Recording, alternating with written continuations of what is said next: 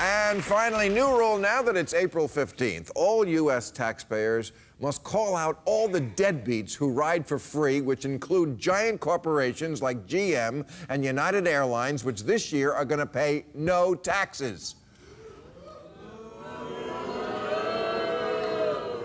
How brave of you. But the list should also include this place, and this one, and this one, and this one, and this one.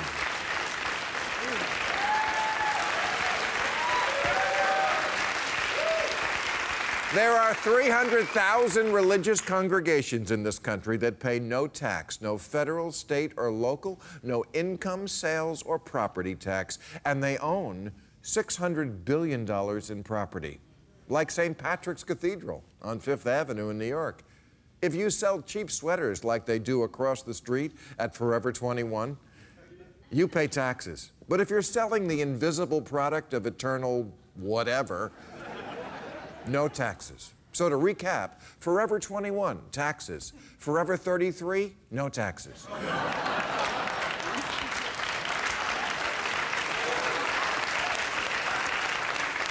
You know, Scientology founder L. Ron Hubbard once said that the only way to make any real money in this world was to start a religion.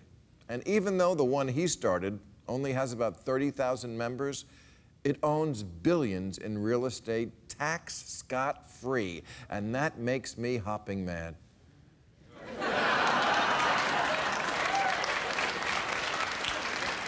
The Supreme Court of the United States really needs to take a case about taxing churches, because it hasn't done that since 1970. And since then, religion has become much less popular, especially with younger people. To them, religion is the new pubic hair. 35% of millennials want nothing to do with it, and the rest worship an ancient Jew born over 2,000 years ago, Bernie Sanders.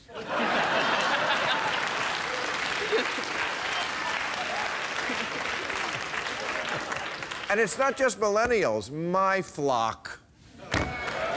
The atheists, agnostics, and anti-religionists out there are now the second biggest denomination in America, right behind evangelicals. We're 22.8%. That means almost a quarter of us in America are being forced to subsidize a myth that we're not buying into. Why am I subsidizing their Sunday morning hobby? They don't subsidize mine.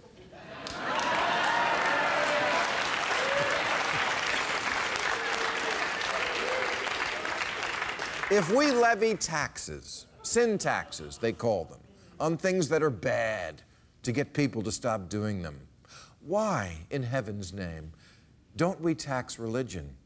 A sexist, homophobic magic act that's been used to justify everything from genital mutilation to genocide. You want to raise the tax on tobacco so kids don't get cancer? Okay. But then let's put one on Sunday school so they don't get stupid.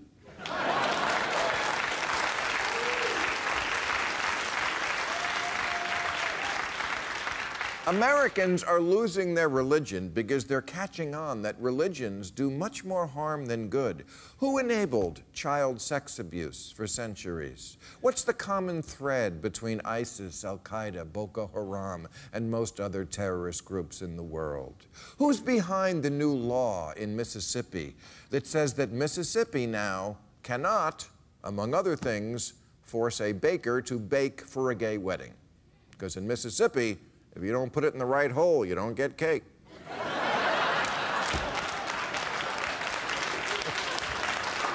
And speaking of cake, it's these same religious freedom people that last year passed a law in Indiana that allowed restaurants to refuse to feed gay people, as Jesus would have wanted. Ah, yes, sweet, sweet religious freedom.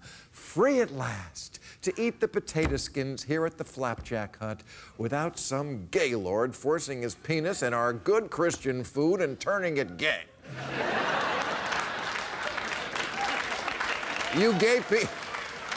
You gay people hungry? Well, you should have thought of that before you embarked on your life of satanic perversions. Next time, have sex in a vagina. And if you take a picture of it and bring it into Bennigan's, you get a free appetizer.